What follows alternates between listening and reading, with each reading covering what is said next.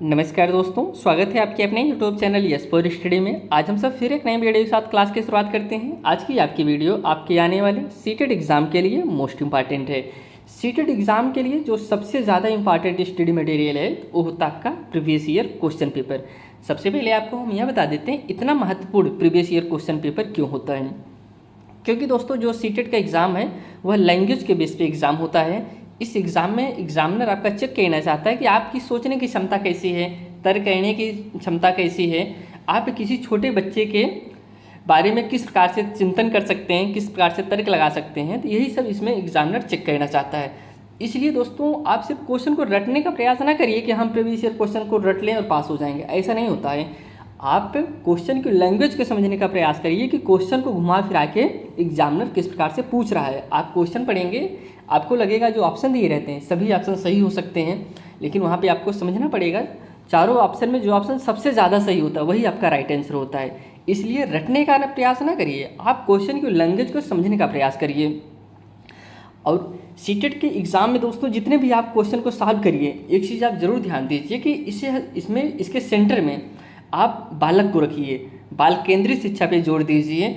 आप एक चीज़ जानते रहिए, आप गलत हो सकते हैं, एक टीचर गलत हो सकता है, पढ़ाने का तरीका गलत हो सकता है, जो आप इंस्ट्रूमेंट इस्तेमाल करेंगे वह गलत हो सकता है, लेकिन एक चीज़ कभी गलत नहीं होता, वह होता बालक। इसलिए बालक का विरोध जो भी शब्द करे वह ऑप्शन आपका गलत होगा। हर समय आपको जवाब देना होगा बाल केंद्रित, बालक को बीच में रखकर। आज जो पेपर हम सब सॉल्व करेंगे वह पेपर आपका पेपर 2 है। पेपर 2 में दोस्तों यह पेपर जिस दिन पूछा गया था 6 फरवरी 2023 को, 6 फरवरी 2023 में जो आपका सीटेट का एग्ज़ाम हुआ था उसी दिन यह पेपर पूछा गया था। इसी पेपर को हम सब सॉल्व करेंगे। इसके जो CDP के 30 क्वेश्चन थे उसको हम सब सॉल्व कर चुके हैं। आज जो आपके ये षष्ठी के जो आपके 60 क्वेश्चन होते हैं, इसी 60 क्वेश्चन को हम सब कवर करेंगे। दोस्तों अगर आप इस चैनल पे नए हैं तो चैनल को सब्सक्राइब जरूर करिए और अपने दोस्तों के साथ भी ज़रूर शेयर करिए। आपके सीटेट के एग्ज़ाम के पॉइंट ऑफ व्यू से दोस्तों बहुत ही महत्वपूर्ण चैनल है।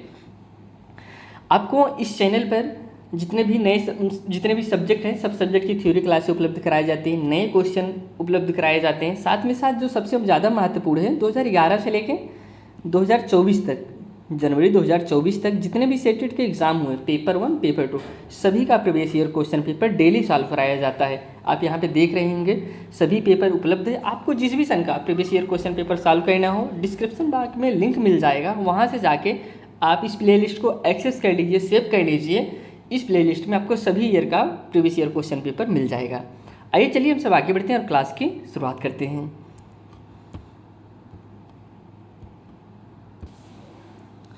यहाँ से क्वेश्चन की शुरुआत होती है। जो पहला क्वेश्चन पूछा गया है, कुषाणों ने किन निम्नलिखित शक्तिशाली केंद्रों से शासन किया। इसमें किसकी बात करें, कुषाणों की बात करें। ऑप्शन जो दिया गया है, पहला ऑप्शन है पेशावर और मालवा, सेकंड ऑप्शन है पेशावर और मथुरा, सेकंड ऑप्शन है पेशावर और वाराणसी, लास्ट ऑप्शन है पेशावर और उज्जैन। तो इसमें सबसे पहले आपको हम कुषाणों के बारे में थोड़ा सी जानकारी बता देते हैं, फिर हम इसमें से कौन सा ऑप्शन सही है इसकी बात बताते हैं। जो दोस्तों कुषाण हैं, कुषाण जो है चीन की एक जाति थी, एक जात की एक शाखा थी, बल्कि चीन की यूची जात थी। चीन की जो यूची जात की एक शाखा थे कौन, कुषाण। कुषाण में जो सबसे प्रतापी शासक माना जाता था वह कनिष्क, जो कनिष्क है वह सबसे ज़्यादा प्रतापी शासक माना जाता था।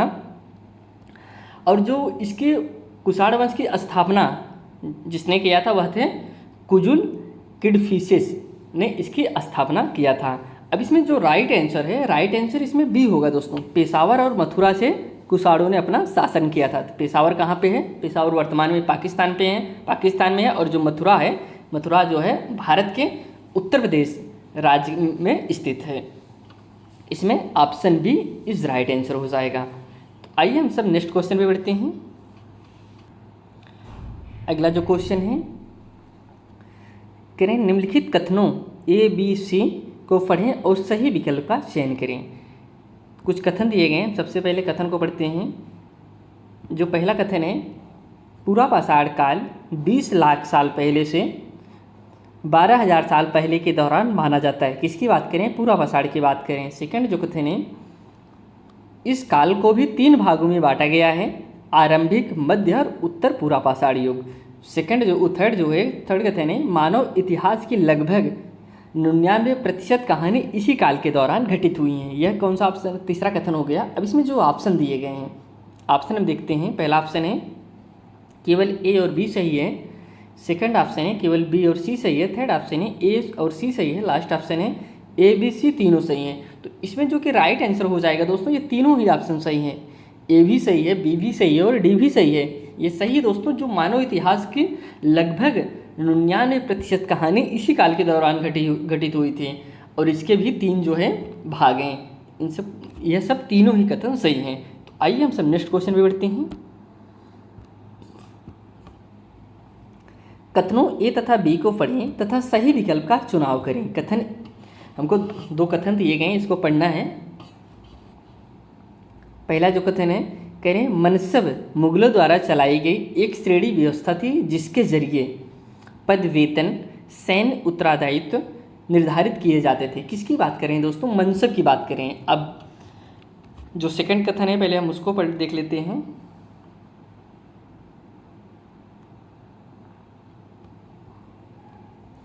मनसबदारों की सैन्य उत्तरदायित्व का निर्धारण एक संख्या पर निर्भर था जिसे जात कहा जाता था। ऑप्शन ए है, पहला ऑप्शन है ए सही है परंतु बी गलत है, सेकंड ऑप्शन है बी सही है परंतु ए गलत है, थर्ड ऑप्शन है ए और बी दोनों सही हैं, लास्ट ऑप्शन है ए तथा बी दोनों गलत हैं। तो इसमें जो कि करेक्ट आंसर हो जाएगा ऑप्शन ए सही है दोस्तों।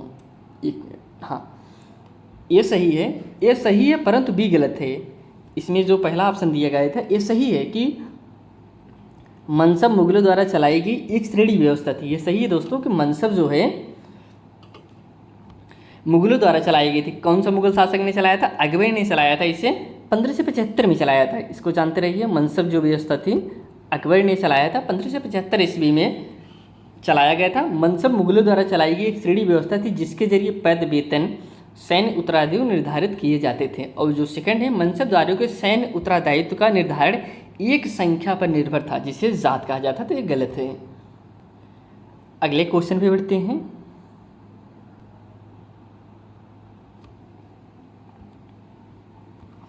निम्नलिखित में से किस स्थान पर अशोक के अभिलेख ग्रीक और अरामाइक भाषाओं में पाया गया? दोस्तों किसकी बात करें? अशोक के अभिलेख की बात करें, किस स्थान पर ग्रीक और अरामाइक भाषा में पाया गया था? ऑप्शन है कंधार में, मास्की में, टोपरा में या फिर कालसी में। यह इसमें राइट आंसर हो जाए कंधार में पाया गया था जो कि ग्रीक और अरामाइक भाषा में था।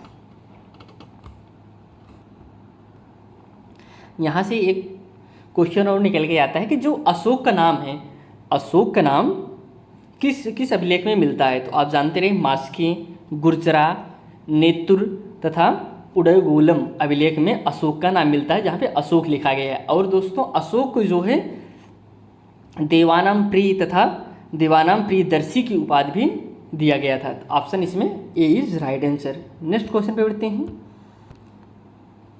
यहाँ पे दोस्तों कुछ अशोक के अभिलेख के बारे में जानकारी है, उसको आपको हम बता देते हैं।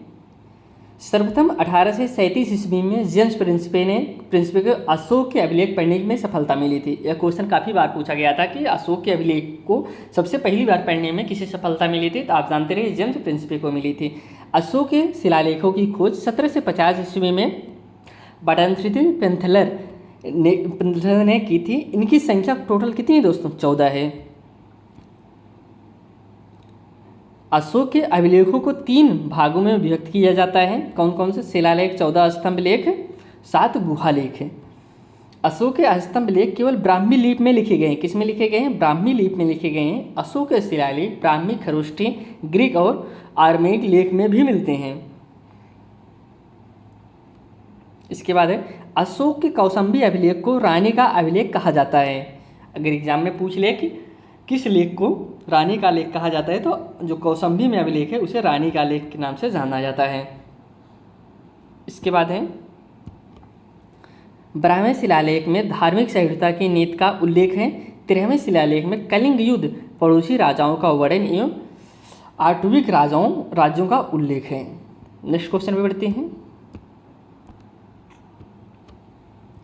गोंड राज्य गढ़कटंगा में 70,000 गांव थे, इसे उल्लेखित किया गया है। पहला ऑप्शन है उयाकोंडन, उदययार के अभिलेख में, सेकंड है अकबरनामा में, थर्ड है ब्रोंजी नामक ऐतिहासिक कृतियों में, लास्ट है अंग्रेजी ईस्ट इंडिया कंपनी के गुमराते विलियम मिथवर्ल्ड के वर्णन में। तो राइट आंसर इसमें इसका हो जाएगा ऑप्शन नंबर बी सही है, अकबरनामा में इसका उल्लेख किया गया है। इनके बारे में आप जानते रहे, जो गोंड राजगढ़ कटम्बा में 70 गांव थे, इसे उल्लेखित किया गया। जो गांव थे दोस्तों, इसके बारे में आप थोड़ा सा जानते रहिए। जैसे आदिवासी जो गांव होते हैं, पहाड़ों पर्वतीं पे रहते हैं, यही सब होते हैं जो वो लोग झूम खेती का प्रयोग करते थे। इसको भी जानते रहिए कि वो लोग एक अस्थायी नहीं रहते। जहाँ जिस जंगल में रहते थे वहाँ पे उसी जंगल को काट कर वहाँ पे कुछ दिन खेती करते थे, फिर चले जाते थे दूसरे स्थान पर। इस प्रकार से ये सब खेती करते थे, जिसका झूम खेती के नाम से जाना जाता है। आइए नेक्स्ट क्वेश्चन में बढ़ते हैं। निम्नलिखित अभिकथन ए और कारण आर पर विचार करें। अभिकथन ए है स्थानीय जनजातीय लोगों द्वारा पूरी उड़ीसा के जगन्नाथ की काष्ठ प्रतिमा बनाई जाती है। अब इसमें जो इसका रीजन दिया गया है, कारण है, जगन्नाथ मूलतः एक स्थानीय देवता थे जिन्हें आगे चलकर विष्णु के रूप में मान लिया गया। अब सही ऑप्शन पहले हम देखते हैं कौन से ऑप्शन दिए गए हैं। पहला ऑप्शन है ए और आर दोनों सही हैं, ए जो है आर की सही व्याख्या करता है। सेकंड है ए और आर दोनों सही हैं लेकिन ए जो है आर की सही व्याख्या नहीं करता है। थर्ड ऑप्शन है ए सही है लेकिन आर गलत है। लास्ट ऑप्शन है ए और आर दोनों गलत हैं। तो राइट आंसर इसमें हो जाएगा फर्स्ट, ए और आर दोनों सही हैं, ए जो है आर की सही व्याख्या करता है। सबसे पहले आपको हम जगन्नाथ के बारे में बता देते हैं। जगन्नाथ का शाब्दिक अर्थ ही होता है दुनिया का मालिक, जो कि विष्णु भगवान का पर्यायवाची शब्द है जगन्नाथ। तो जो सेकंड ऑप्शन है वो तो ऑटोमेटिक सही हो गया। आपको हम जगन्नाथ के बारे में बता देते हैं। बालभद्र, सुभद्र और जगन्नाथ की लघु मूर्तियाँ तामपत्र की पांडुलिपि में उड़ीसा में स्थित है। इसी का पूजा किया जाता है और स्थित कहाँ पे है? उड़ीसा का एक स्थान है दोस्तों, पुरी, यहीं पे यह स्थित है। वहाँ के लोग इन्हें बहुत ज़्यादा पूछते हैं। उड़ीसा स्थित कहाँ? उड़ीसा की अगर हम सब बात करें तो उड़ीसा जो है छत्तीसगढ़, आंध्र प्रदेश, पश्चिम बंगाल और झारखंड से सटा घिरा हुआ राज्य है उड़ीसा। यहीं पे इनका पूजा किया जाता है। उड़ीसा के लोग जगन्नाथ को बहुत ही ज़्यादा पूजते हैं। Option A is right answer. आइए हम सब अगले क्वेश्चन पे बढ़ते हैं।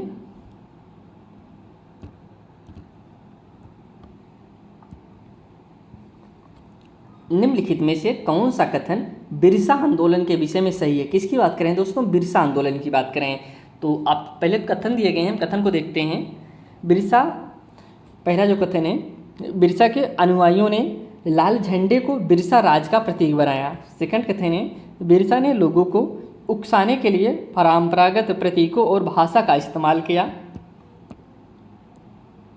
थर्ड कथन है, बिरसा आंदोलन आदिवासी समाज को सुधारने के विरुद्ध था।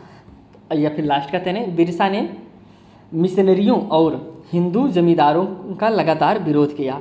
तो ऑप्शन इसमें जो दिया गया है, पहला ऑप्शन है बी और डी सही है, सेकंड ऑप्शन है सी और डी सही है, थर्ड ऑप्शन है ए तथा बी सही है, लास्ट ऑप्शन है ए तथा सी सही है। तो राइट आंसर इसमें हो जाएगा ऑप्शन बी और डी सही है दोस्तों।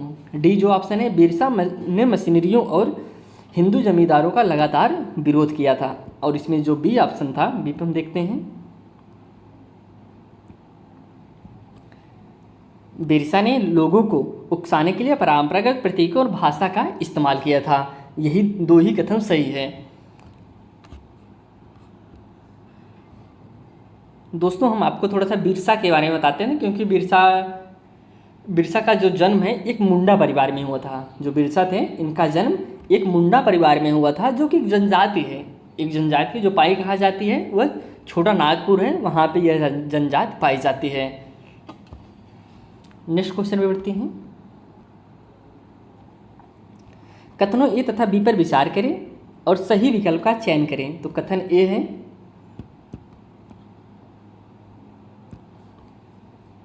लाखों ग्रामीण महिलाएं जो सूत काटकर अपनी आजीविका चला रही थी, वे 19वीं शताब्दी के मध्य तक बेरोजगार हो गईं। किसकी बात कर रहे हैं? 19वीं शताब्दी की बात कर रहे हैं। जो सेकंड कथन है,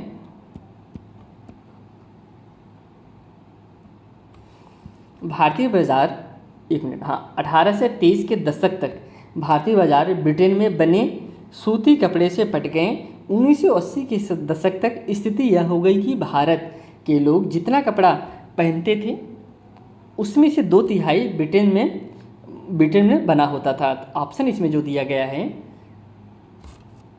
पहला जो ऑप्शन है कह रहे हैं कि ए सही है किंतु बी गलत है। सेकंड ऑप्शन है बी सही है किंतु ए गलत है। थर्ड ऑप्शन है ए और बी दोनों सही हैं परंतु ए का कारण बी नहीं है। तो लास्ट है ए और बी दोनों सही है तथा ए का कारण बी है। तो राइट आंसर ये डी हुआ दोस्तों, ए और बी दोनों ही सही हैं, ए का कारण बी है। Option D is correct answer. Next question पे बढ़ते हैं। निम्नलिखित में से कौन सा कथन सही है? पहला कथन है महात्मा गांधी और रविन्द्रनाथ टैगोर ने औपनिवेशिक शिक्षा का विरोध किया। पहला कथन हो गया। कौन सा कथन सही है उसको बताना था। अगले ऑप्शन पे बढ़ते हैं। महात्मा गांधी और रविन्द्रनाथ टैगोर ने औपनिवेशिक शिक्षा का समर्थन किया। थर्ड है महात्मा गांधी ने औपनिवेशिक शिक्षा का विरोध किया किंतु टैगोर ने इसका समर्थन किया। लास्ट कथन है टैगोर ने औपनिवेशिक शिक्षा का विरोध किया किंतु महात्मा गांधी ने इसका समर्थन किया। तो राइट आंसर इसका बी होगा, महात्मा गांधी और रविन्द्रनाथ टैगोर ने औपनिवेशिक शिक्षा का समर्थन किया था। Option B is correct answer. Next question पे बढ़ते हैं। प्राचीन ग्रंथों में विधवाओं को जलाने की अनुमति कहीं नहीं दी गई। यह कथन किस समाज सुधारक के साथ जुड़ी हुई है? ऑप्शन है पहला श्री नारायण गुरु, सेकंड ऑप्शन है स्वामी दयानंद सरस्वती, थर्ड ऑप्शन है सुभाष चंद्र बोस, लास्ट ऑप्शन है राजा राम मोहन राय। तो राइट आंसर इसका हो जाएगा ऑप्शन नंबर डी सही है। आप सब जानते होंगे इन्होंने इसका विरोध किया था तो राजा राम मोहन राय ने, कि पहले यह प्रथा थी कि जो विधवाएं हो जाती थी महिलाएं, उनको उनके पति के साथ जलाया जाता था। इसका इन्होंने विरोध किया कि यह कहीं नहीं लिखा गया है कि इस तरीके से किया जाना चाहिए। तो ऑप्शन डी। अगर हम सब राजा राम मोहन राय के बारे में जाने तो दोस्तों इन्हें भारतीय पुनर्जागरण का अग्रदूत और आधुनिक भारत का जनक कहा जाता है। इन्होंने बाल विवाह का विरोध किया था, सती प्रथा का विरोध किया था, जातिवाद का विरोध किया था, कर्मकांड जो होते हैं इसका विरोध किया था, पर्दा प्रथा, इन सब का इन्होंने विरोध किया था। नेक्स्ट क्वेश्चन पे चलते हैं। भारत में अंग्रेजों के शासन के दौरान निम्नलिखित में से कौन से संगठन ने जाति उन्मूलन पर मुख्य ध्यान दिया दोस्तों? पहला ऑप्शन है सनातन धर्म सभा, सेकंड ऑप्शन है एशियाटिक सोसाइटी, थर्ड ऑप्शन है भारत धर्म महामंडल, या फिर लास्ट है सत्य शोधक समाज। तो राइट आंसर यही डी हो जाएगा, सत्य शोधक समाज। सत्य शोधक जो समाज था दोस्तों, इन्होंने इस पर ध्यान दिया था और इसकी स्थापना जो हुई थी 1873 में हुआ था। इसके ज्योतिबा फूले के द्वारा इसका स्थापना किया गया था। Option D is correct answer. Next question पे बढ़ते हैं।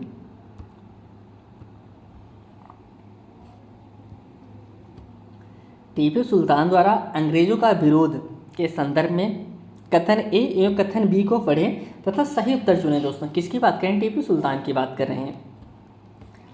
पहला कथन है अपनी मृत्यु तक टीपू सुल्तान अंग्रेजों के विरुद्ध लड़ते रहे। पहला कथन हो गया। सेकंड कथन है उसने अंग्रेजों की सांस्कृतिक परंपराओं का विरोध किया। तो कौन सा कथन इसमें सही है इसके बारे में आपको बताना है।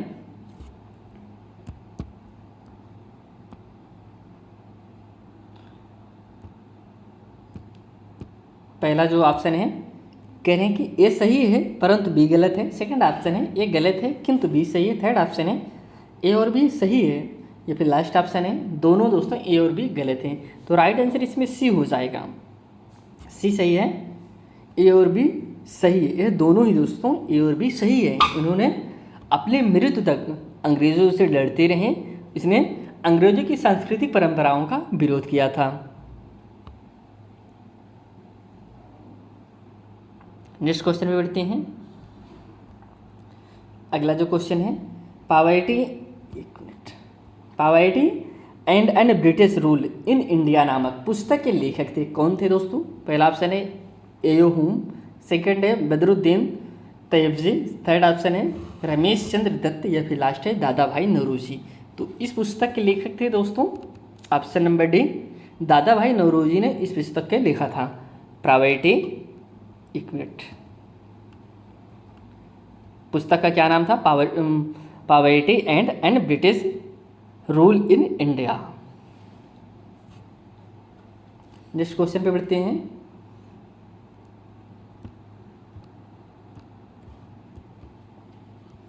किन किन देशों के राजनेता गुट निरपेक्ष आंदोलन का हिस्सा थे? पहला ऑप्शन है भारत, यूगोस्लाविया, इंडोनेशिया, घाना, मिस्र।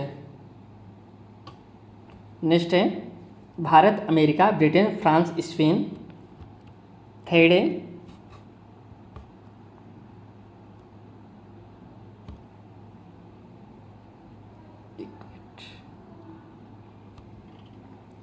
भारत, रूस, पोलैंड, हंगरी, रोमानिया। थर्ड है वो फोर्थ है भारत, पाकिस्तान, बांग्लादेश, श्रीलंका, चीन। किसकी बात करें? गुट निरपेक्ष आंदोलन का हिस्सा थे। कौन कौन से थे? फर्स्ट ही सही है दोस्तों, भारत थे, यूगोस्लाविया थे, इंडोनेशिया, घाना, मिस्र। यह सब दोस्तों गुट निरपेक्ष आंदोलन के हिस्सा थे। अगले क्वेश्चन में बढ़ते हैं। इसको जानते रहिए, जो इसका पहला जो शिखर सम्मेलन हुआ था गुट निरपेक्ष का, तो वह 1961 में हुआ था। इसको जानते रहिए। नेक्स्ट क्वेश्चन में बढ़ते हैं। इनमें से किन ग्रहों के चारों ओर छल्ले होते हैं? पहला ऑप्शन है Brihaspati, Shani, Uranus, Neptune. Option है, पहला ऑप्शन है ए बी सी सही है, सेकंड ऑप्शन है ए बी डी सही है, थर्ड ऑप्शन है ए सी और डी सही है, लास्ट ऑप्शन है बी सी और डी सही है। तो इनमें से किन ग्रहों के चारों ओर छल्ले होते हैं? तो राइट आंसर इसमें हो जाएगा फर्स्ट सही है ए बी और सी, लेकिन नेपच्यून में नहीं होते हैं। तो बृहस्पति, शनि, यूरेनस, इन सब में छल्ले होते हैं। अगले क्वेश्चन में बढ़ते हैं।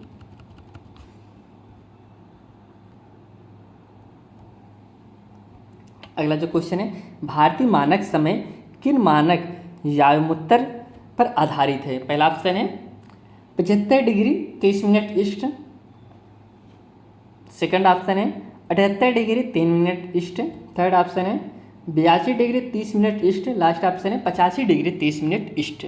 तो करेक्ट आंसर इसका हो जाएगा ऑप्शन नंबर सी सही है, 82 डिग्री 30 मिनट ईस्ट पर है। Option C is correct answer.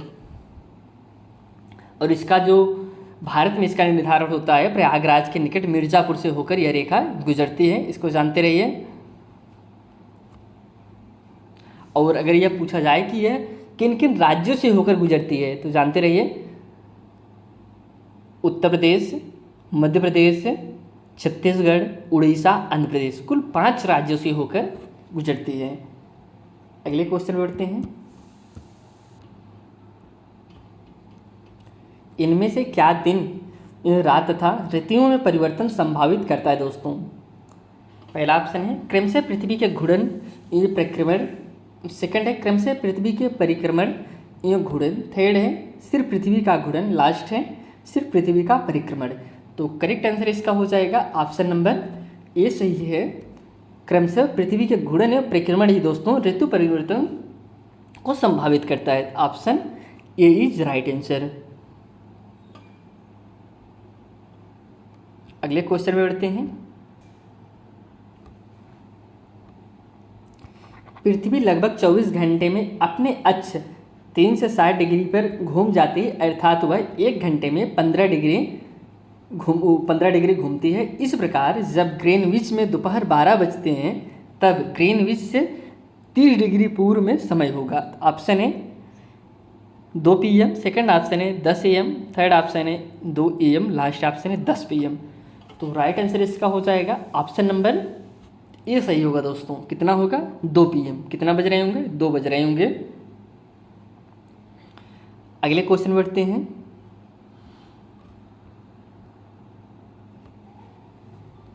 Andaman और निकोबार द्वीप समूहों में निम्न में से किस प्रकार के वन पाए जाते हैं? कहाँ पे बात करें दोस्तों? अंडमान और निकोबार में बात कर रहे हैं। पहला कथन है आर्द्र पर्णपाती वन, सेकंड है शुष्क पर्णपाती वन, थर्ड है शीतोष्ण वन। ऑप्शन इसमें जो दिए गए हैं, पहला ऑप्शन है केवल ए सही है, सेकंड ऑप्शन है ए तथा बी दोनों सही है, थर्ड ऑप्शन है ए तथा सी सही है, लास्ट ऑप्शन है ए बी सी तीनों सही हैं। तो राइट आंसर इसका यही हो जाएगा, ऑप्शन ए सही है, केवल ए ही सही है दोस्तों, अर्धपरिपाती वन। नेक्स्ट क्वेश्चन पे बढ़ते हैं। निम्न कथनों को पढ़ो। तो दोस्तों कथन पहले हम पढ़ते हैं, फिर कारण पढ़ते हैं। कथन ए है, ग्रेनाइट ठोस चट्टाने हैं तथा बिल्डिंग बनाने, सजावटी व सिलबट्टे के तौर पर प्रयोग में लाए जाते हैं। किसकी बात करें? ग्रेनाइट की बात करें। तो सेकंड जो इसका कारण दिया गया है, कारण आ रहे हैं, पृथ्वी की भूपटपटी के बहुत नीचे धीरे धीरे ठंडा होने के कारण ये बड़े दानों के रूप ले लेते हैं। ऑप्शन इसमें जो दिया गया है, पहला ऑप्शन है ए और आर दोनों सही है तथा आर जो है दोस्तों ए की सही व्याख्या भी कर रहा है। सेकंड ऑप्शन है ए तथा आर दोनों सही है किंतु आर सही व्याख्या नहीं है ए का। इसमें जो थर्ड ऑप्शन है ए सही है किंतु आर गलत है, या फिर लास्ट ऑप्शन है ए गलत है किंतु आर सही है। इसमें जो कि राइट आंसर हो जाएगा ऑप्शन नंबर ए सही है दोस्तों, ए और आर दोनों सही हैं, आर जो है ए की सही व्याख्या भी कर रहा है। नेक्स्ट क्वेश्चन बढ़ते हैं। पवनों के बारे में दिए गए कथनों को पढ़िए तथा सही विकल्प का चयन कीजिए। किसकी बात कर रहे हैं? पवनों की बात कर रहे हैं। पहला जो कथन है, मानसूनी पवनें मौसमी पवनों का उदाहरण है। बी कथन है, मौसमी पवनें वर्ष भर लगातार निश्चित दिशा में चलती रहती हैं। आगे बढ़ते हैं। जो थर्ड कथन है, स्थल व समुद्री समेर अस्थायी पवनों के उदाहरण हैं। ऑप्शन हम देखते हैं।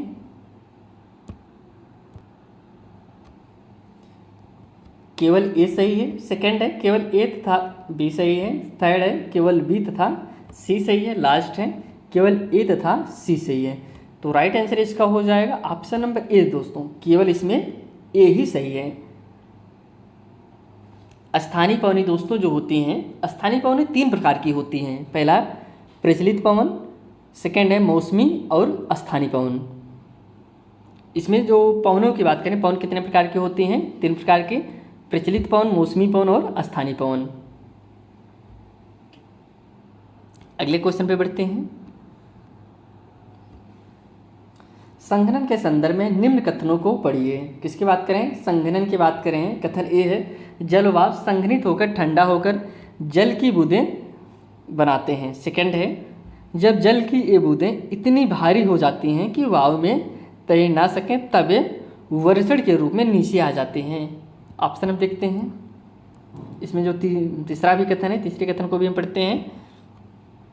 आकाश में उड़ते हुए जेट हवाई जहाज अपने पीछे पदचिन्ह छोड़ते हैं क्योंकि इंजनों से निकली नमी संघनित हो जाती है। ऑप्शन है केवल ए सही है, केवल ए तथा बी सही है। सेकंड ऑप्शन है केवल बी तथा सी सही है, या फिर थर्ड है केवल ए तथा सी सही है, लास्ट है ए बी और सी तीनों सही हैं। तो राइट आंसर इसका हो जाएगा ऑप्शन नंबर डी सही है, ए भी सही है दोस्तों, बी भी सही है और सी भी सही है। Option C is option D is correct answer. अगले क्वेश्चन में बढ़ते हैं। तिब्बती एंटीलोप का शिकार इसके ऊन शाहतूश के लिए किया जाता है क्योंकि खाली जगह है। कह रहे हैं कि पहला कथन है यह वजन में हल्का होता है, सेकंड है यह अत्यधिक गर्म होता है, थर्ड है यह जानवर बहुत अधिक संख्या में पाया जाता है। ऑप्शन हम इसमें देखते हैं। पहला ऑप्शन है ए और बी सही है, सेकंड ऑप्शन है ए और सी सही है, थर्ड ऑप्शन है बी और सी सही है, लास्ट ऑप्शन है ए बी और सी सही है। राइट आंसर इसका हो जाएगा फर्स्ट ए और बी सही है दोस्तों। तो हम थोड़ा सा आपको जो एंटीलोप है इसके बारे में बता देते हैं। तिब्बती एंटीलोप का शिकार इसके ऊन शहतूश के लिए किया जाता है क्योंकि यह वजन में हल्का होता है दोस्तों, तथा यह अत्यधिक गर्मी भी पैदा करता है। यह पाया कहा जाता है पूर्ववर्ती तिब्बती पठार में पाए जाते हैं जो एंटीलोप हैं। उनका शिकार उनके बेहद गर्म, नरम तथा हल्के अंडर फर के लिए किया जाता है। किसके लिए किया जाता है? जो अंडर फर होता है इसके लिए किया जाता है। यह आमतौर पर मिलता कब है? उनके मृत्यु के बाद मिलता है। सहतूस साल, जो सहतूस होता है दोस्तों, सहतूस साल पारंपरिक रूप से भारत में शादी के तोहफे के रूप में दिए जाते थे तथा 1 साल बनाने के लिए दोस्तों, अगर हमको 1 साल बनाना है, बनाने के लिए 3 से 5 तिब्बती एंटीलोप का अंडर फर का प्रयोग होता है। तो option A is correct answer. अगले क्वेश्चन पढ़ते हैं। नीचे दिए कथन ए तथा बी पर विचार करें। ए है दोस्तों, नवीकरणीय संसाधन असीमित होते हैं और इन पर मानवीय क्रियाओं का प्रभाव नहीं होता है। किसकी बात करें? नवीकरणीय की बात करें। सेकंड जो है, अनवीकरणीय संसाधन की तुलना में नवीकरणीय संसाधन बहुत जल्दी पुनः पूरित हो जाते हैं। ऑप्शन इसमें देखते हैं, ए और बी दोनों सही हैं। सेकंड ऑप्शन है ए और बी दोनों गलत हैं। थर्ड ऑप्शन है ए सही है लेकिन बी गलत है। लास्ट है ए गलत है लेकिन बी सही है। तो इसका जो कि करेक्ट आंसर हो जाएगा ऑप्शन नंबर डी सही है। ए गलत है लेकिन इसमें बी जो है सही है। अगले क्वेश्चन पे चलते हैं। शैलों से खनिजों को बाहर निकालने की प्रक्रिया का क्रम क्या होगा अगर आप पृथ्वी की सतह से उसकी आंतरिक तहों तक जाते हैं? ऑप्शन है, पहला कथन है दोस्तों विपरीत खनन, सेकंड है कुपकी खनन, थर्ड है आखनन या फिर लास्ट है। इस पर जो ऑप्शन दिए गए हैं तो हम कथन कारक जो इसके कारण दिए गए हैं, कथन दिए गए हैं उसको समझ लिया। अब इसके जो ऑप्शन दिए गए हैं, पहला ऑप्शन है CAB, तो इसमें सही क्रम आपको बताना है। बी है दोस्तों ACB, थर्ड है ABC या फिर लास्ट है DAC। तो राइट आंसर इसका ए ही हो जाएगा। सबसे पहले C, A और B इज राइट आंसर। अगले क्वेश्चन बढ़ते हैं। स्थानांतरित कृषि के संदर्भ में निम्नलिखित कथनों पर विचार कीजिए। किसकी बात करें? स्थानांतरित कृषि। पहला कथन है दोस्तों, यह भारी वर्षा वाले क्षेत्र में है। सेकंड कथन है, यह तीव्र पुनर्जन्म वाले क्षेत्रों में प्रचलित होती है। या फिर थर्ड कथन है, इसे कर्तन दहन कृषि के नाम से जाना जाता है। अब देखिए, स्थानांतरित कृषि की बात करें, इसके नाम से स्पष्ट हो रहा है ऐसी कृषि जो स्थानांतरित की जा सके। तो जैसे झूम खेती हो गया, ये सब कैसी होती इसे स्थानांतरित हम कर लेते हैं। कुछ दिन यहाँ करेंगे, फिर और कहीं करेंगे, फिर और कहीं करेंगे। तो कुछ ऑप्शन दिए गए, पहले हम ऑप्शन समझते हैं, फिर इसके बारे में बताते हैं आपको। पहला जो ऑप्शन है ए तथा बी सही है, सेकंड ऑप्शन है बी तथा सी सही है, थर्ड ऑप्शन है ए तथा सी सही है, लास्ट ऑप्शन है ए बी तथा सी सही है, सभी सही है। तो राइट आंसर ये डी हो जाएगा। ये तीनों ही ऑप्शन सही है दोस्तों, ए बी और सी। अगले क्वेश्चन बढ़ते हैं। अगर आप कक्षा में प्रेरी और वेल्ड पर परिचर्चा कर रहे हैं तो आप विश्व मानचित्र पर किस क्षेत्र को अंकित करेंगे दोस्तों? किसकी बात कर रहे हैं? प्रेरी और वेल्ड पर परिचर्चा कर रहे हैं तो आप किस क्षेत्र को अंकित करेंगे मैप पर? पहला है दोस्तों संयुक्त राज्य अमेरिका और दक्षिण अमेरिका क्रम से, सेकंड है दक्षिण अमेरिका और कनाडा क्रम से, थर्ड है अमेजन बेसिन दक्षिण अफ्रीका क्रम से, थर्ड है वो फोर्थ है दोस्तों कनाडा और दक्षिण अफ्रीका क्रम से। तो राइट आंसर इसका डी हो जाएगा, कनाडा और दक्षिण अफ्रीका क्रम से। अगले क्वेश्चन में बढ़ते हैं।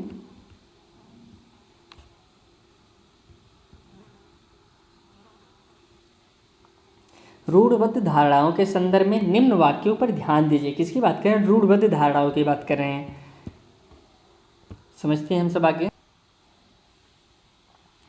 रूढ़बद्ध धारणाएं हमें प्रत्येक व्यक्ति को अनोखे और अलग व्यक्ति जिसके पास खास गुण व क्षमताएं हो सकती हैं के रूप में देखने से रोक देती हैं। सेकंड है रूढ़बद्ध धारणाएं बड़ी संख्या में लोगों को एक ही प्रकार के खांचे में जड़ देती हैं।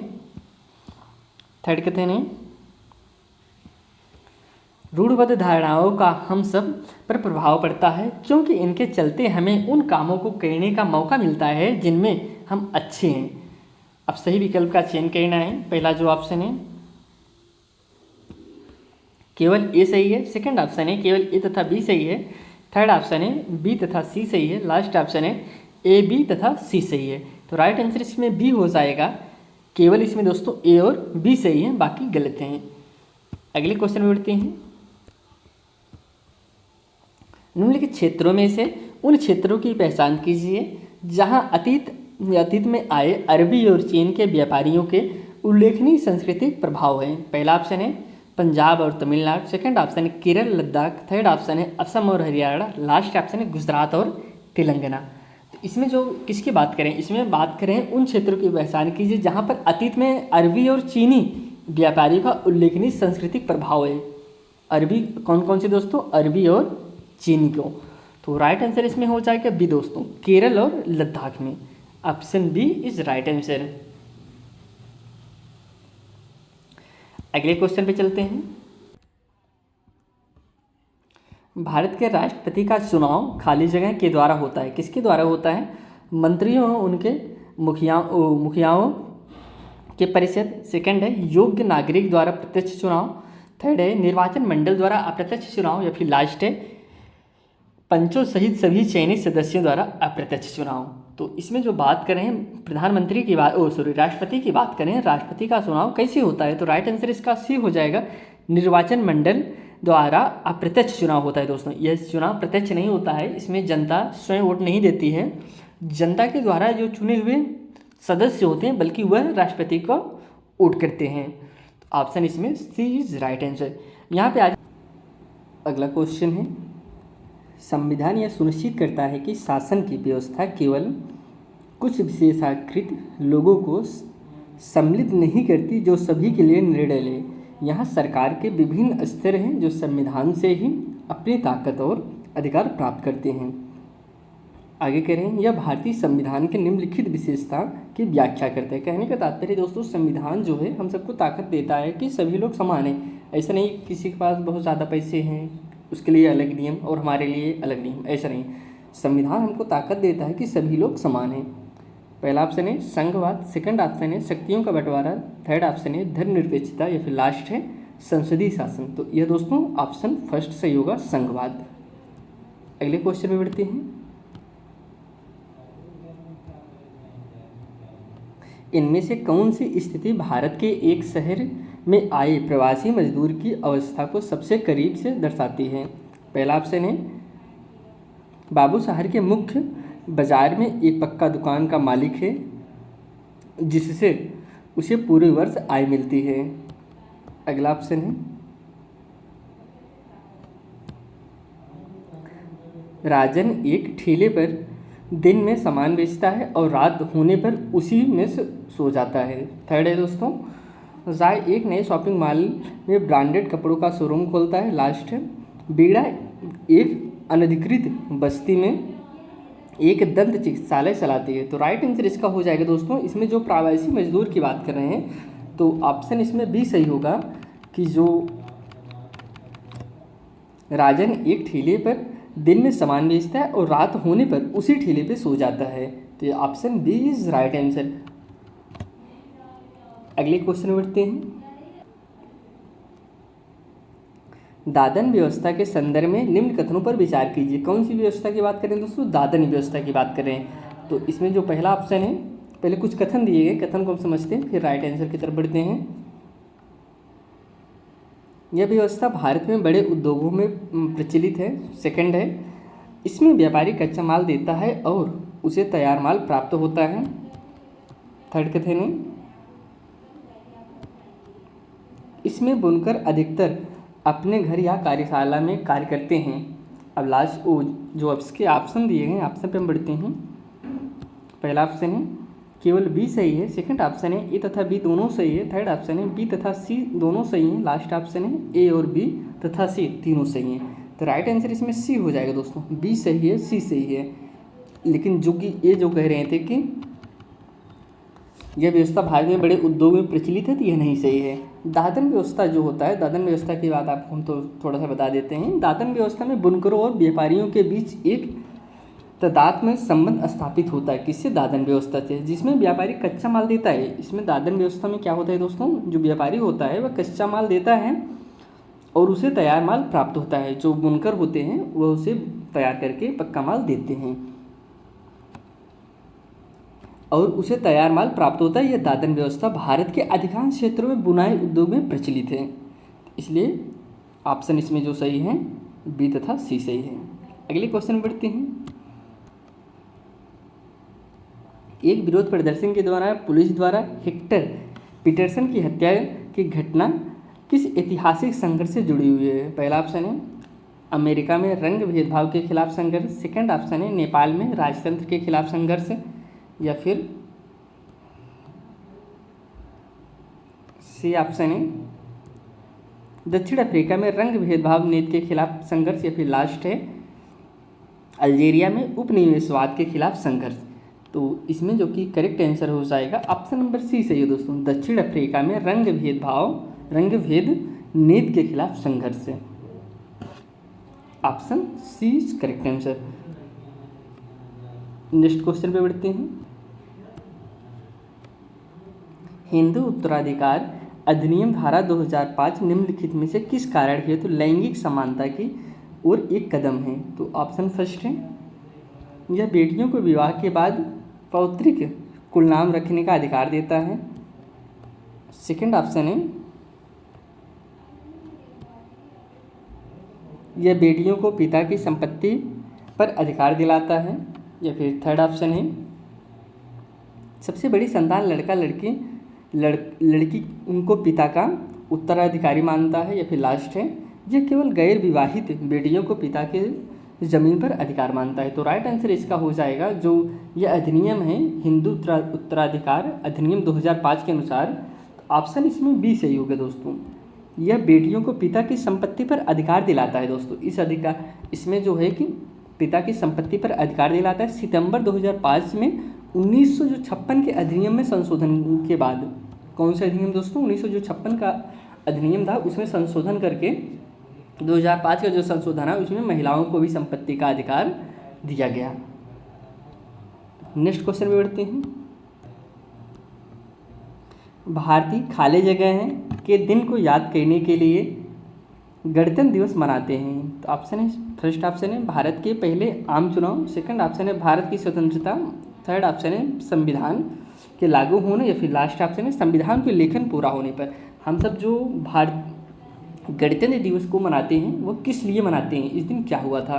तो जैसा कि आप सब जानते होंगे ऑप्शन इसमें इस दिन संविधान को लागू किया गया था 26 जनवरी 1950 को, इसीलिए हम सब गणतंत्र दिवस को मनाते हैं। अगर हम सब आज़ादी की बात करें तो 15 अगस्त 1947 को हम सबको आज़ादी मिली। उसके बाद हमको इस दिन 26 जनवरी 1950 को यह संविधान हमारा लागू हो गया, जितने नियम कानून थे सब लागू हो गए थे। इसलिए ऑप्शन सी करेक्ट आंसर।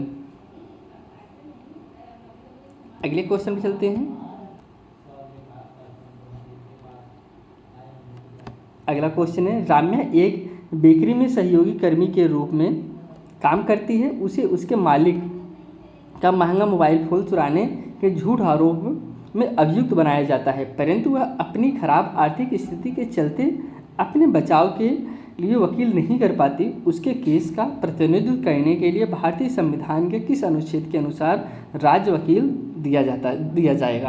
अब देखिए इसके बारे में थोड़ा सा हम आपको बता देते हैं। जैसे आप किसी क्राइम में फंस जाते हैं, आपके पास इतना पैसा नहीं है कि आप कोई अच्छा वकील कर पाएँ, तो राज्य ये सुविधा प्रदान देती है कि आप चाहे तो जो गवर्नमेंट वकील होते हैं उसे आप हायर करके अपना केस लड़ा सकते हैं। लेकिन समस्या यहाँ पे यह हो जाती है जो गवर्नमेंट वकील होते हैं वह सही से लड़ते ही नहीं हैं और आप हार जाते हैं। इसलिए गवर्नमेंट वकील को कोई प्रेफरेंस ही नहीं करते हैं कि हाँ हम अपने केस में गवर्नमेंट वकील को हायर करते हैं। अगर आपके पास पैसा नहीं है, आप वकील रखना चाहते हैं, तो आप गवर्नमेंट से अर्जी देंगे तो वहाँ से आपको गवर्नमेंट वकील अलॉट हो जाएंगे जो कि आपके केस को लड़ेंगे। तो किस अनुच्छेद में इसकी बात किया गया है? तो पहला अनुच्छेद है अनुच्छेद 38, सेकंड ऑप्शन है ऑप्शन बी है अनुच्छेद 39 है, थर्ड ऑप्शन है अनुच्छेद 40, या फिर लास्ट ऑप्शन है अनुच्छेद 21। तो करेक्ट आंसर हो जाएगा इसका जो अनुच्छेद 39 ए जो है ये हमको यह सुविधा प्रदान देता है कि हम गवर्नमेंट से, जो स्टेट गवर्नमेंट है उससे अपने केस को लड़ने के लिए एक वकील को हायर कर सकते हैं। अगले क्वेश्चन में बढ़ते हैं। अगला क्वेश्चन अभिकथन से संबंधित है। अभिकथन और कारण से अभिकथन ए और कारण आर को पढ़िए तथा उपयुक्त विकल्प का चयन कीजिए। तो हम सबसे पहले अभिकथन को पढ़ते हैं। ऊपरी न्यायालय के फैसले नीचे के सारे न्यायालयों को मान्य होते हैं।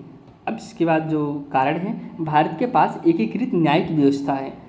अब इसमें जो ऑप्शन दिए गए हैं हम ऑप्शन को समझते हैं। पहले में तो कह रहे हैं जो ऊपरी न्यायालय जो फैसला दे देगा उसके नीचे जितने भी न्यायालय हैं सभी को वह फैसला मानना होता है। जो कारण है, भारत के पास एकीकृत न्यायिक व्यवस्था है। अब इसमें कौन सा ऑप्शन सही है उसको बताना है। तो पहला ऑप्शन है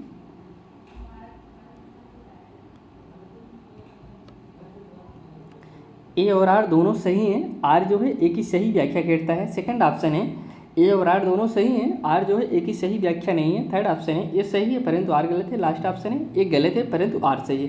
तो करेक्ट आंसर इसका हो जाएगा option number A is right answer. A और आर दोनों सही हैं, आर जो है एक ही सही व्याख्या भी कर रहा है। दोस्तों जो अभी कोई फैसला अगर चल रहा है, जैसे हाई कोर्ट कोई फैसला दे दिया, हाई कोर्ट के नीचे जितने भी अदालत हैं सभी को वह फैसला मानना पड़ेगा। जैसे लोअर कोर्ट हो गया था, जो हाई कोर्ट का फैसला आएगा वह लोअर कोर्ट को मानना पड़ेगा। अगर कोई फैसला सुप्रीम कोर्ट से आ गया तो सुप्रीम कोर्ट का फैसला तो हाई कोर्ट को भी मानना पड़ेगा, लोअर कोर्ट को भी मानना पड़ेगा, तो सबको मानना पड़ता है। तो option A is correct answer. Next question पे चलते हैं। निम्नलिखित कथनों ए बी सी पर विचार कीजिए। कथन ए है तवा मत्स्य संघ का गठन तवा बात के निर्माण के खिलाफ हुआ था। जो सेकंड कथन है तवा मत्स्य संघ का गठन मध्य प्रदेश के जंगल निवासियों के जीवन निर्वहन के लिए बांध पर मछलियां पकड़ने के काम को जारी रखने का अधिकार की रक्षा करने के लिए हुआ था। या फिर थर्ड है तवा मत्स्य संघ मछुआरों को ऋण भी देने की व्यवस्था करता है। अब इसमें जो कि राइट, पहले हम ऑप्शन देख लेते हैं फिर आपको बताते हैं इसमें सही आंसर क्या है।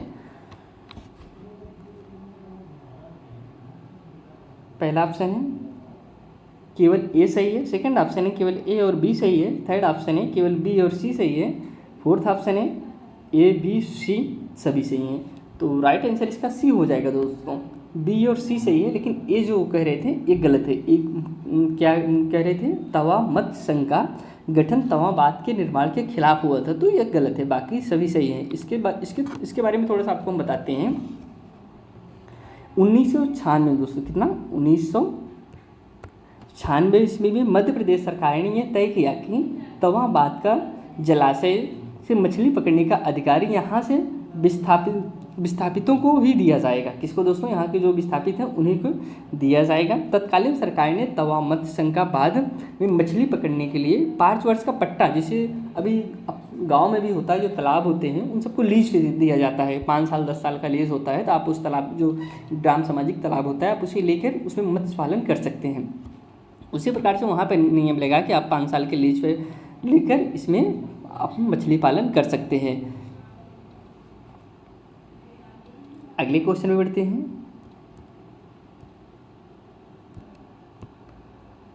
जनजातीय भाषाओं के बारे में दिए गए निम्न कथन को पढ़ें दोस्तों।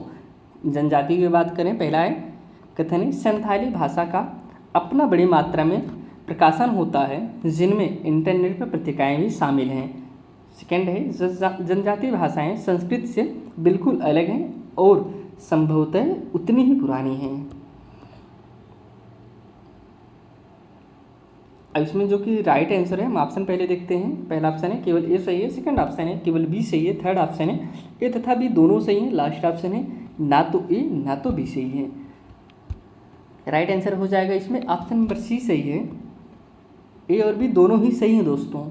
इसका जो दोनों कथन कह रहे थे, पहला कथन था संथाली भाषा का अपना बड़ा मात्रा में प्रकाशन होता है जिनमें इंटरनेट पर पत्रिकाएं भी शामिल हैं, यह भी सही है। और जो सेकंड कथन था जनजातीय भाषाएं संस्कृत से बिल्कुल अलग हैं दोस्तों, ये सही बात है कि उससे बिल्कुल अलग है लेकिन संभवतः दोस्तों उतनी ही पुरानी है। इसके बाद एक इम्पॉर्टेंट पॉइंट है, इसको आप नोट कर लीजिए। 2003 में 92वें संविधान संशोधन अधिनियम द्वारा संथाली को भारतीय संविधान की 8वीं अनुसूची में बोडो, डोगरी, मैथिली भाषाओं के साथ भारत की आधिकारिक भाषा के रूप में सूचीबद्ध किया गया था। आप जानते हैं जो संविधान में 22 भाषाएं हैं उसमें इसको जोड़ा गया था। कौन सी भाषा को? जो आपकी संथाली भाषा है। और किस संविधान संशोधन द्वारा? 2003 के 92वें संविधान संशोधन के अधिनियम के द्वारा। अगले क्वेश्चन पे चलते हैं। अगला जो क्वेश्चन है इसको मिलान करना है। निम्नलिखित स्तंभ का मिलान कीजिए। कॉलम यक्स है, कॉलम वाई का मिलान करना है। कॉलम यक्स में क्या लिखा गया है? सामाजिक विज्ञान अधिगम के तरीके।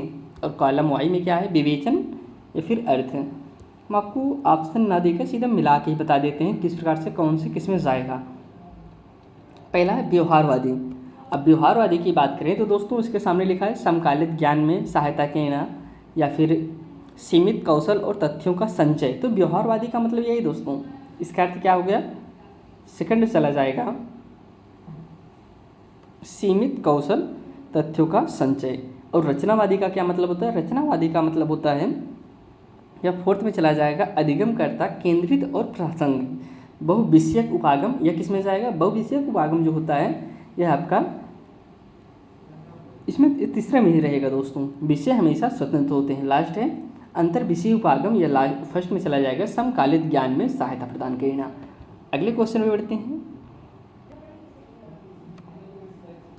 निम्नलिखित में से कौन सा शब्द इतिहास में पुरा स्थल की सही व्याख्या प्रस्तुत करता है? किसकी बात करें? पुरा स्थल की सही व्याख्या प्रस्तुत करता है। पहला ऑप्शन है वह स्थान जहां पत्थर के औजारों का निर्माण किया जाता है। क्या आप उसे पुरा स्थल कहेंगे? सेकंड ऑप्शन है वह स्थान जहां औजार, बर्तन और इमारतें जैसी वस्तुओं के अवशेष मिले हों। या फिर थर्ड ऑप्शन है वह स्थान जहां आखेटक खाद्य संग्रह करते थे। या फिर लास्ट है वह स्थान जहां प्राचीन इंजीनियरिंग कार्य के अवशेष मिले। अब इसमें जो बात करें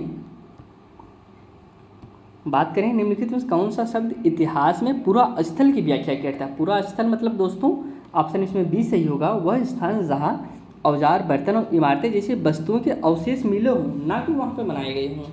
जहाँ पे मिले हों वही आपके पुरा स्थल कहा जाता है। ऑप्शन इसमें बी इज राइट आंसर।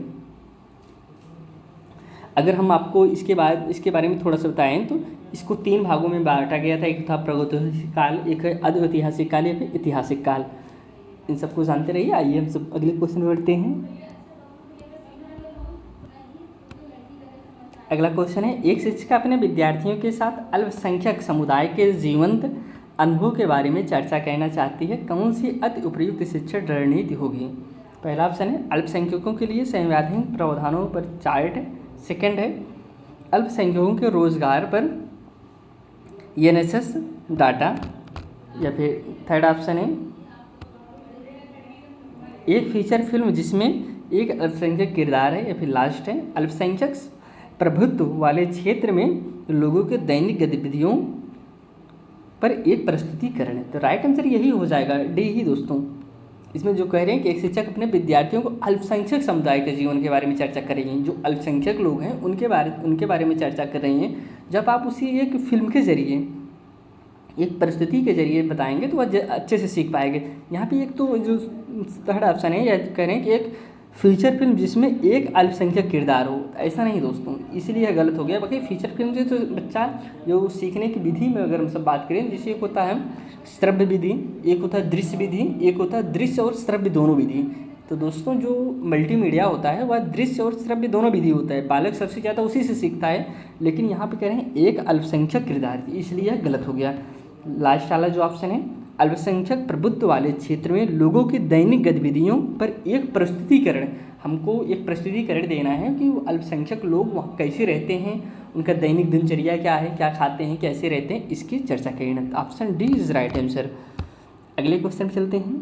इसमें कुछ अनुच्छेद है अल्पसंख्यक से संबंधित, उसको आप जानते रहें। एक आर्टिकल जो अनुच्छेद 29 है वह भी अल्पसंख्यकों की बात करता है, और जो अनुच्छेद 30 है वह भी बात करता है। 29 जो बात करता है अल्पसंख्यक वर्गों के हितों का संरक्षण, सुरक्षा संबंधी अधिकार उल्लिखित है। और जो अनुच्छेद 30 है शिक्षा संस्थानों की स्थापना, प्रशासन करने का अल्पसंख्यक वर्गों को अधिकार प्रदान करता है, जो अनुच्छेद 30 है। अगले क्वेश्चन चलते हैं। प्रारंभिक शिक्षा के विद्यार्थियों को जाति आधारित भेदभाव के मुद्दे से परिचित कराने के लिए निम्नलिखित में से कौन से संसाधन का प्रयोग कर सकते हैं? किसकी बात करें? प्रारंभिक शिक्षा के विद्यार्थियों को जाति आधारित भेदभाव को मुद्दे से आपको उसको जागरूक करना है, परिचित कराना है। तो इसके जो ऑप्शन दिए हैं, ऑप्शन में हम चलते हैं। पहला ऑप्शन है अभिलेख जो अशोक के स्तंभ पर लिखे हैं। सेकंड है आरक्षण नीति पर लेख। या फिर थर्ड है मानवाधिकारों का सार्वजनिक घोषणा पत्र। या फिर लास्ट है बी आर अम्बेडकर के बचपन के अनुभवों के वृत्तांत। अब इसमें देखिए जो बात कर रहे हैं, कह रहे हैं कि प्रारंभिक जीवन के बारे में आपको बताना है, किस प्रकार से पहले के समय भेदभाव था, आदमी पढ़ नहीं पाता था। तो सबसे जो सटीक उदाहरण है वह बी आर अम्बेडकर के बचपन के अनुभव का वृत्तांत। आपको पता होगा कि जो भीमराव अम्बेडकर थे इन्हें क्लास में पढ़ने नहीं दिया जाता था, बाहर जो क्लास होता था उसके बाहर खड़े होकर पढ़ते थे। तो इस इनके उदाहरण से जरिए जब बच्चे को हम समझाएंगे, बच्चा तुरंत समझ जाएगा कि पहले किस प्रकार से भेदभाव किया जाता था। नेक्स्ट क्वेश्चन पे चलते हैं।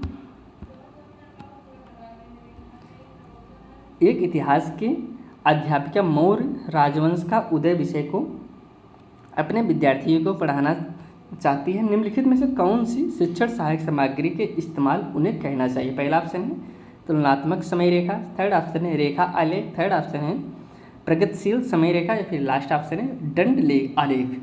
तो इसमें जो शिक्षिका है पढ़ाना क्या चाह रही है? मौर्य राजवंश का उदय के बाद पढ़ाना चाहती है। कौन से शिक्षण सहायक सामग्री को उन्हें इस्तेमाल करना चाहिए? तो इसमें जो कि राइट आंसर हो जाएगा ऑप्शन नंबर सी सही है, प्रगतिशील समय रेखा। दोस्तों option C is right answer. Next question में चलते हैं। विविधता के बारे में पढ़ाने के लिए वृत्तचित्र प्रशासनिक है अगर शिक्षक इसका प्रयोग खाली जगह के लिए करता है। तो पहला ऑप्शन है एक अनजान भौगोलिक स्थान में जीवन के अनुभव उपलब्ध कराने, थर्ड ऑप्शन है सेकंड ऑप्शन है विद्यार्थियों के मनोरंजन, या फिर थर्ड ऑप्शन है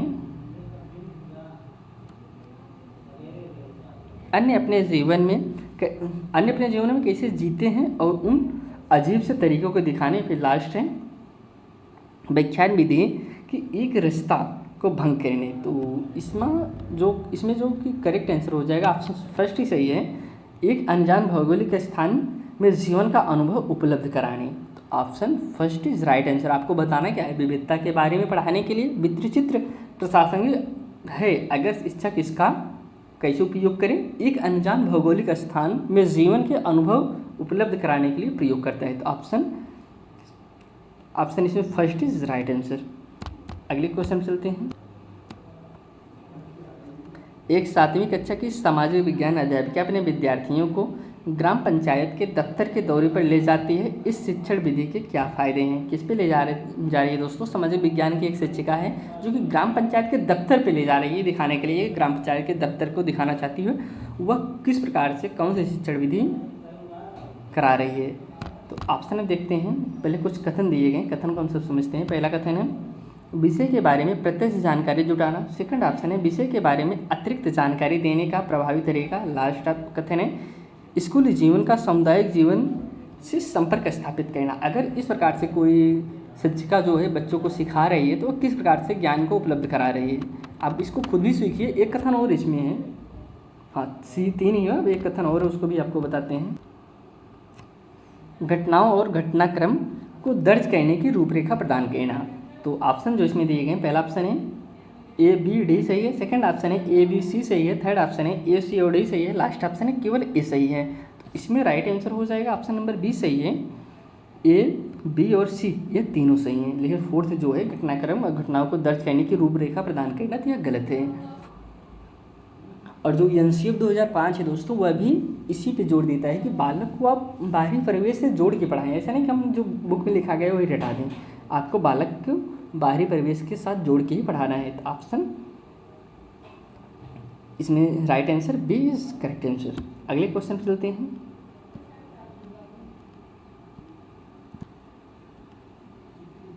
निम्नलिखित में से कौन सी शिक्षण विधि जेंडर संवेदीकरण को पढ़ाने के लिए सर्वोत्तम है? किसकी बात करें? जेंडर संवेदीकरण की बात करें, परिचर्चा, प्रदर्शन, व्याख्यान या फिर प्रश्न विधि।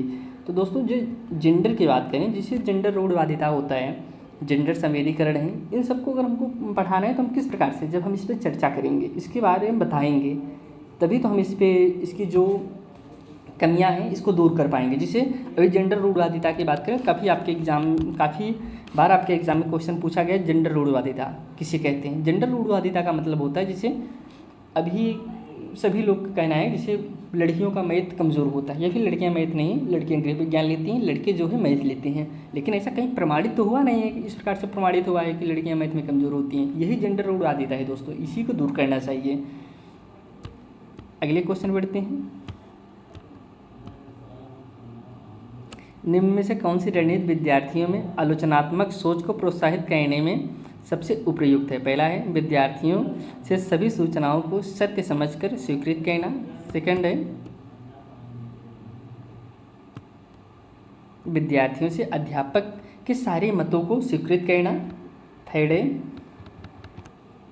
विद्यार्थियों को पक्षपात पहचानने में मदद करना। या फिर लास्ट है विद्यार्थियों की परिस्थिति को सिर्फ एक नज़रिए से देखना सिखाना। तो राइट आंसर यही हो जाएगा दोस्तों, विद्यार्थियों को पक्षपात पहचानने में मदद करना। और टीचर को पक्षपात नहीं करना चाहिए कि आप पे किसी बच्चे को लेकर पक्षपात करें। इस प्रकार से अगर बच्चे में कमियां हैं तो आप उसे दूर करना चाहिए, उसे पहचानना चाहिए। तो option C is correct answer. अगले क्वेश्चन चलते हैं। निम्नलिखित में से कौन सी सामाजिक विज्ञान शिक्षण विधि विद्यार्थियों की प्रस्ताव करने की, तार्किक बहस करने की, जवाबी तर्क देने की और तथ्यों या विचारों को प्रस्तुत करने की क्षमता को विकसित करती हैं? पहला ऑप्शन है वाद विवाद, सेकंड ऑप्शन है परिचर्चा, थर्ड है क्षेत्र कार्य, लास्ट है परियोजना कार्य। तो इसमें जो कि राइट आंसर हो जाएगा कौन है दोस्तों? वाद विवाद। जब वाद विवाद होता है दोस्तों, किसकी बात करें? सामाजिक विज्ञान शिक्षण विधि विद्यार्थी को प्रस्ताव करने की तार्किक बहस की बात करें। जब तार्किक बहस तभी होगा ना जब बच्चा वाद विवाद करेगा, अपने सहपाठियों के साथ बात करेगा, तभी। Option A is correct answer. अगले क्वेश्चन पर चलते हैं। सामाजिक विज्ञान की एक शिक्षिका अपनी कक्षा में शैलियों की विषय शुरू कर रही है। निम्न में से कौन सी गतिविधि उसके उद्देश्य सबसे अधिक महत्व रखती है? पहला है पृथ्वी की परतों को दर्शाते मॉडल को दिखाना और उस पर चर्चा करना। सेकंड है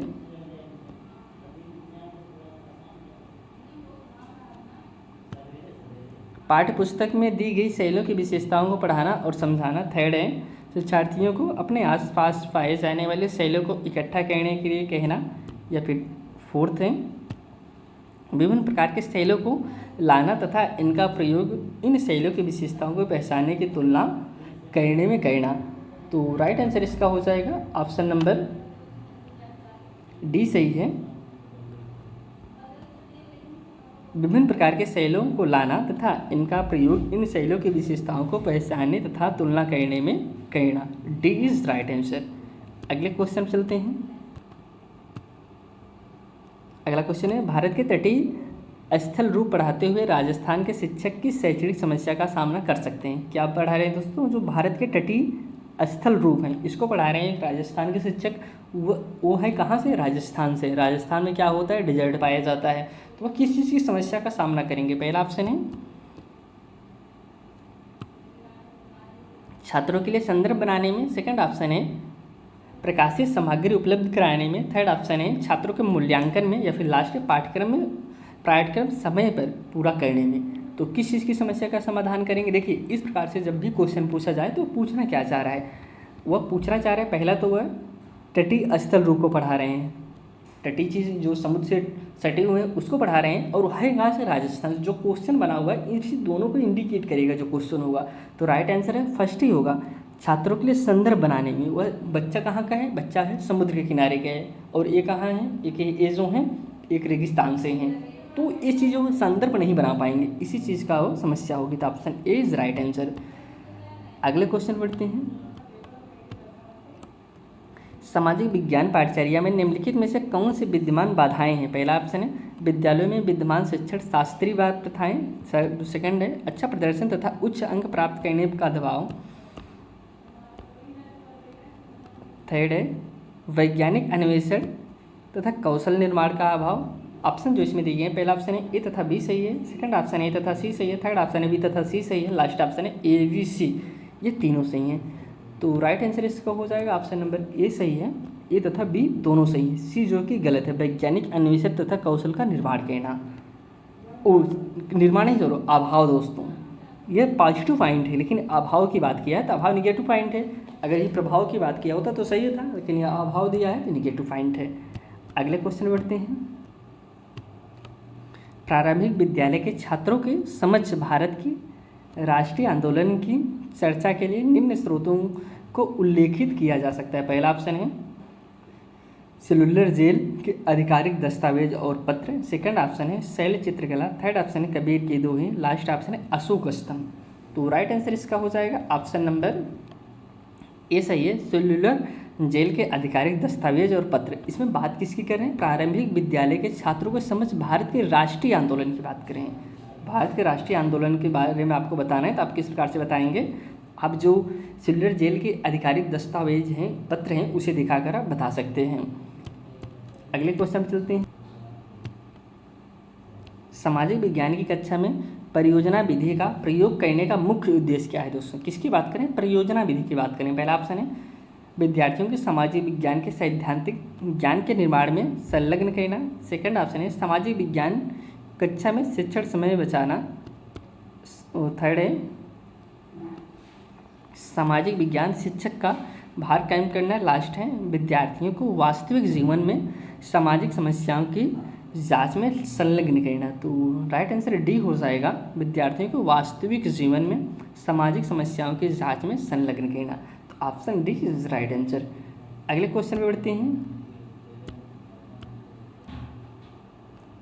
अगला क्वेश्चन है क्वेश्चन नंबर 56। निम्नलिखित प्रश्न में कौन सी ज्ञानात्मक प्रक्रिया का आकलन होता है? भारतीय संविधान की मुख्य विशेषता क्या है? पहला ऑप्शन है अपस्मरण, सेकंड ऑप्शन है मूल्यांकन, थर्ड ऑप्शन है विश्लेषण, लास्ट ऑप्शन है सृजन। तो करेक्ट आंसर इसमें हो जाएगा, राइट आंसर है ऑप्शन नंबर, इसमें ए सही है अपस्मरण। दोस्तों जो कह रहे हैं कि निम्नलिखित प्रश्न में कौन सी ज्ञानात्मक प्रक्रिया का आकलन, किसकी बात करें? ज्ञानात्मक प्रक्रिया का आकलन होता है, भारतीय संविधान की मुख्य विशेषता क्या है? तो अपस्मरण है, option A is right answer. अगले क्वेश्चन में बढ़ते हैं। अगला क्वेश्चन, निम्न में से कौन सी कार्यान्विति समूह आकलन का हिस्सा नहीं है? इसमें नहीं पूछा गया, जो गलत होगा वही आपका राइट आंसर हो जाएगा। तो पहला ऑप्शन है वाद विवाद, सेकंड ऑप्शन है सेमिनार प्रस्तुति, थर्ड ऑप्शन है सत्रांत परीक्षा, लास्ट ऑप्शन कक्षा में चर्चा। तो राइट आंसर यही हो जाएगा स्वतंत्र परीक्षा, option C is right answer. अगला क्वेश्चन है, निम्न में से कौन सा कथन सतत और व्यापक मूल्यांकन के बारे में सही नहीं है? दोस्तों इसमें सही नहीं पूछा गया है, जो ऑप्शन गलत होगा वही राइट आंसर होगा। हम आपको सतत और व्यापक आकलन के बारे में थोड़ा सा बता देते हैं। सतत आकलन हुआ होता है जैसे आप किसी बच्चे को क्लास में कोई चीज़ पढ़ा रहे हैं, आप पढ़ाते ही समय जैसे आपने जो टॉपिक शुरू किया पढ़ाया, फिर उसी के बारे में लास्ट में पूछ भी लिया, ये आपका सतत आकलन हो गया। और एक होता है व्यापक मूल्यांकन। व्यापक मूल्यांकन का मतलब होता है आपने पूरे साल भर मेहनत से पढ़ाया और लास्ट में आपने परीक्षा ले रहे हैं, ये आपका जैसे वार्षिक परीक्षा, यह आपका व्यापक मूल्यांकन कहलाता है। और जो साप्ताहिक टेस्ट होता है ये सतत आकलन कहलाता है।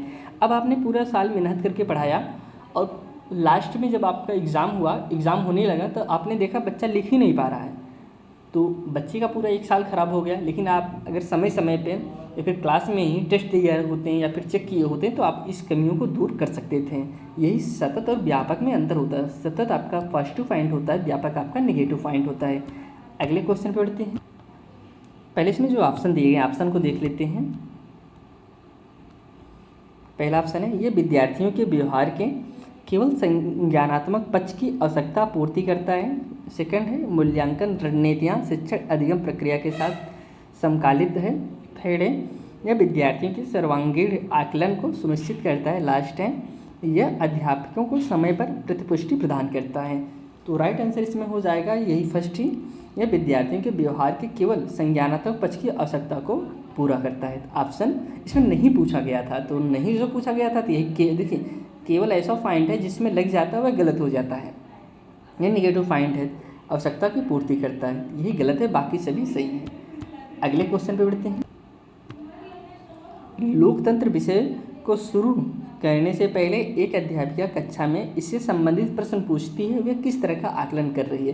कहने का तात्पर्य वह लोकतंत्र को पढ़ाना चाह रही है, पढ़ाने से पहले वह उससे संबंधित कुछ प्रश्न पूछ रही है। इस प्रकार का आकलन को आप क्या कहेंगे? पहला ऑप्शन है पूर्व अवधारणा का आकलन, सेकंड ऑप्शन है योगात्मक आकलन, थर्ड ऑप्शन है नैदानिक आकलन, लास्ट है रचनात्मक आकलन। इसमें राइट आंसर हो जाएगा फर्स्ट, पूर्व अवधारणा का आकलन। अब देखिए, आप कोई भी टॉपिक पढ़ा रहे हैं, पढ़ाने से पहले उससे संबंधित उस क्वेश्चन को भी कर रहे हैं। ऐसा करने से दोस्तों आप सबसे पहले उसके पूर्व ज्ञान को जानना चाह रहे हैं, तो आप पहले से जान रहा है इस टॉपिक पर नहीं जान रहा है, यही आपका पूर्व अवधारणा आकलन कहलाता है। अगले और लास्ट क्वेश्चन पे बढ़ते हैं। एक अच्छी तरह से डिजाइन किया गया पोर्टफोलियो खाली होना चाहिए। पहला ऑप्शन है उद्देश्यपूर्ण और व्यवस्थित। सेकंड ऑप्शन है विद्यार्थियों के प्रदत्त कार्य और गतिविधियों को प्रतिबिंबित करने वाला। थर्ड कथन है विद्यार्थियों के एक लंबी समय अवधि में काम का संचय। ऑप्शन हम देखते हैं, केवल ए और बी सही है। सेकंड ऑप्शन है बी और सी सही है। थर्ड ऑप्शन है ए और सी सही है। लास्ट ऑप्शन है ए बी सी तीनों सही हैं। तो राइट आंसर ये डी हो जाएगा, तीनों ही सही हैं दोस्तों। यहाँ पे आज हम सब जो आपके ये SST के 60 क्वेश्चन थे इसको कवर किया, और यह पेपर आपका जो पूछा गया था, पेपर 6 फरवरी 2023 को जो आपका एग्ज़ाम हुआ था, इसी दिन पेपर पूछा गया था। अगर आप इस चैनल पर हैं तो चैनल को सब्सक्राइब जरूर करिए, आपके एग्ज़ाम के पॉइंट ऑफ व्यू से बहुत ही महत्वपूर्ण चैनल है। चलिए क्लास में समाप्त करते हैं, आपसे फिर एक नई वीडियो मिलती है, तब तक के लिए दोस्तों धन्यवाद।